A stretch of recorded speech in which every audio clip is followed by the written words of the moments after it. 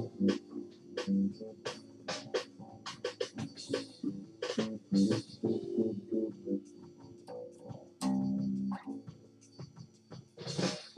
it's Papo Jim.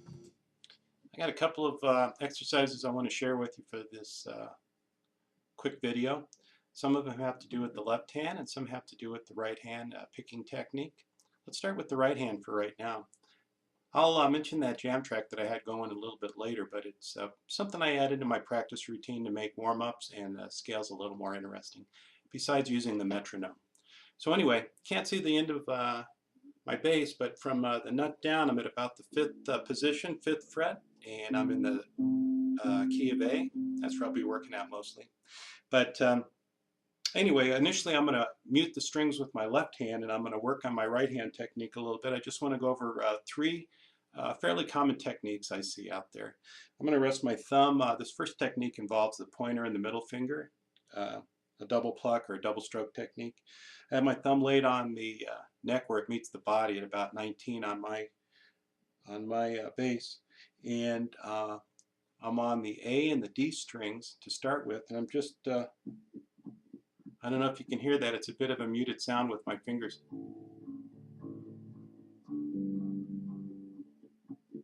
I'm just plucking with my 2-finger technique. I'm just plucking back and forth these 2 strings, the A and the D. I'm going to move up to the D and the G. No particular order. I'm just getting the muscle memory of my right hand to pick this without me really thinking about it.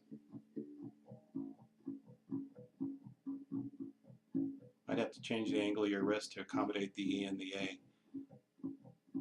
Kind of loping right there. I don't really have any time going. I'm just getting the muscle memory of stroking those 2 or picking those 2 sequentially. There was a bass player named James Jameson. He was in the Funk Brothers. His technique was called the hook. His friends and his son called it the hook. It was a 1-finger technique doing the same thing.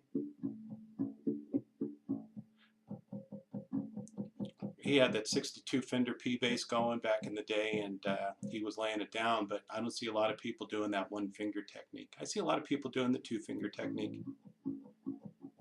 So that's something to work on. You can work on that while you're watching television. The strings are muted. I'm not really worried about working my fingers to hold the notes. I just want to get the rhythm and the muscle memory on this 2-finger picking technique. Second one I want to touch on real briefly. You can talk about it all day and do lessons on it, but it's called the slap frail. I just want you to be aware of it. I'm hitting my E string with the side of my thumb. I'm trying to let my thumb rebound completely. I'm not really driving it down towards the frets. More of an angle, maybe 45, 50 degrees. That's the E ringing out open. I don't want to really hear the fret rattle.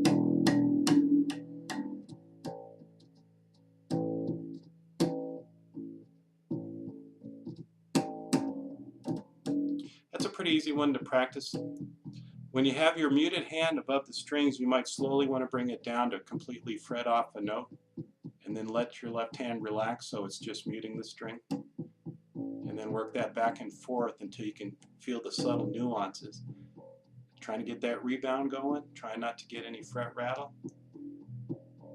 I'm not very good at it, but I've seen players that play this way, that when they let their thumb rebound or bounce off, it's a jammin' funky tone. Something to work on. I'm a guitar player mostly, so when I practice the bass, a lot of times I'll use a picking technique that's more reminiscent of a finger picking style guitar. I use my thumb and my 2 pointer and middle finger. I play that way a lot because when I'm playing by myself or with a jam track, I like to use my thumb. I'm at the 5th fret.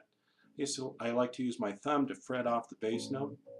Then I'm going to hit with my thumb, and then use my other 2 available picking fingers, my pointer and my middle finger, to strum like a guitar player would. Sometimes I'll pick them as a group, as a block, arpeggiate just like a guitar player.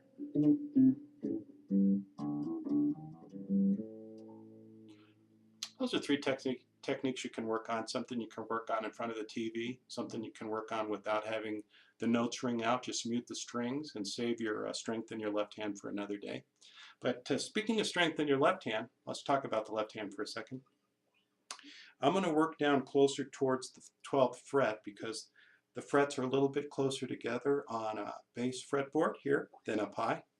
Up high, the frets are far apart, so it's hard to do initially warm-up techniques or strength techniques up here. I'd recommend starting down low by 12.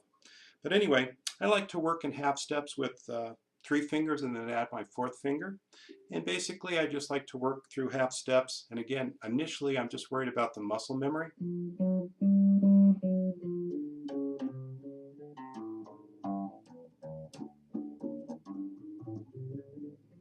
You can vary the technique on your right hand. I'm using a thumb stroke.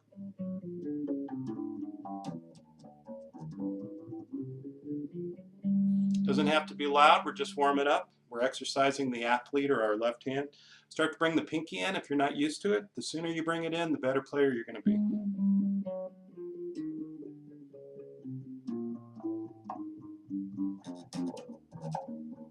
Sorry about that. Take some liberties when you're playing scales. Play a straight quarter note. Give it some variety. Same with your warm-ups. I'm going to start the metronome. This metronome is set at 60 beats on a quarter note. It's 4/4 time right now. Seems like it's pretty slow, but I like to start out slow and then go faster. I have some drummer friends that have an expression. They say, slow is smooth and smooth is fast. It's easier to start slow and hit every beat and do it correctly, and then start to move up the speed, and then come back down on the speed, and then go back up on the speed. Nice thing about 60 beats per minute is, and I'm just going to sample this with you.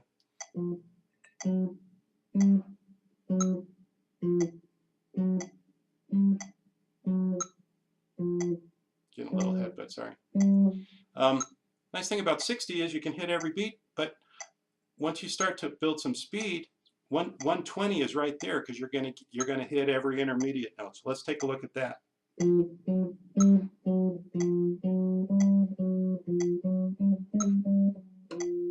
can go to 120 pretty fast and you come back to 60 pretty easy too. Besides a audible cue, my metronome also has a visual cue, which is nice. And the nice thing about this Korg MA30, it subdivides the quarter note, it subdivides a quarter into triplets, and you can see it swing by. So when you start to practice other styles of music that are triplet driven, or that have a like a Texas blues or a Chicago blues where you miss a beat in the triplet, it's nice to have one that you can see while it ticks by. That's a Korg MA30. I don't know if they make it anymore. They probably make something a little bit newer, but things always change. You want something that subdivides the triplet so you can see it. So anyway, I'm doing every half step. Bring the pinky in as soon as you can.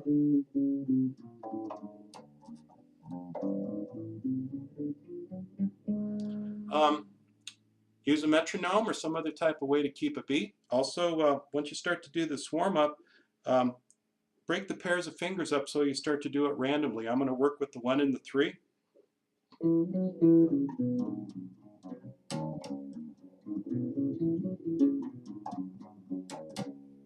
2 and the 4.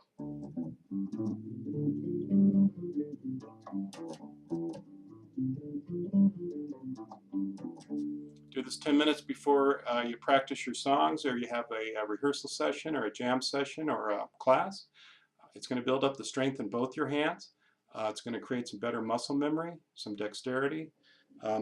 Another exercise we'll talk about later is where I actually, and you can do this too if you like right now, besides hitting every half step, I'm going to start to step out a little bit. I'm at C right now on my pointing finger. See, here's C sharp and here's D. I'm going to skip the half tone that's C sharp and then hit it again at D, so it's going to sound like.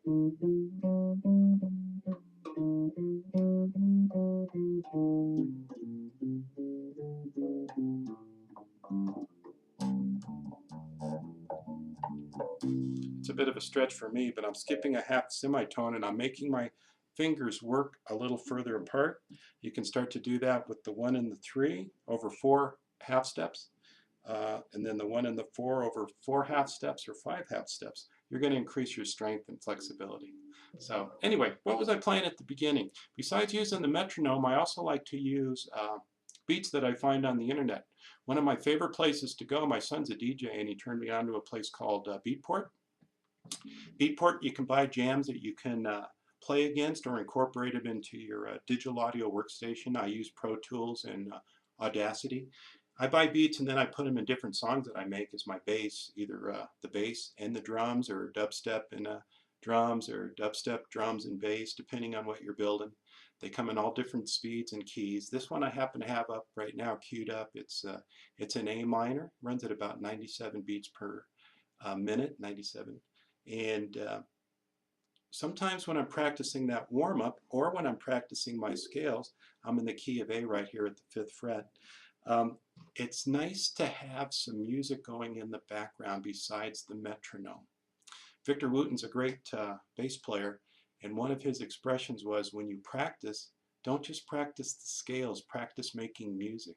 And the one thing you want to start to realize quickly is, besides the drills that we have to go through to become better musicians, you want to be able to start to think about making music or jamming right away. And what I like to do, or at least I think I am doing it, is when I have a Beatport track going, I start to improvise or work my scale patterns in over the beat. In Beatport, it's nice because when you buy the tracks, you already know what the speed is and you know what key it is. So you might develop an ear down the road, but I like to know right away that I'm in a comfortable range where the scale that I'm using is appropriate with the backing track. So let's just go out with this. Thanks a lot. A couple of tips, something for your right hand this weekend and something for your left hand. They're warm-ups you can use every day. You can warm up with these drills. You can cool down with these drills. They'll make you more flexible with your left hand and stronger. The right hand will get a rhythm that you can just unconsciously keep going and use those different picking techniques, the double, slap and frail, or the finger picking technique. So anyway, let's see what this sounds like. A minor.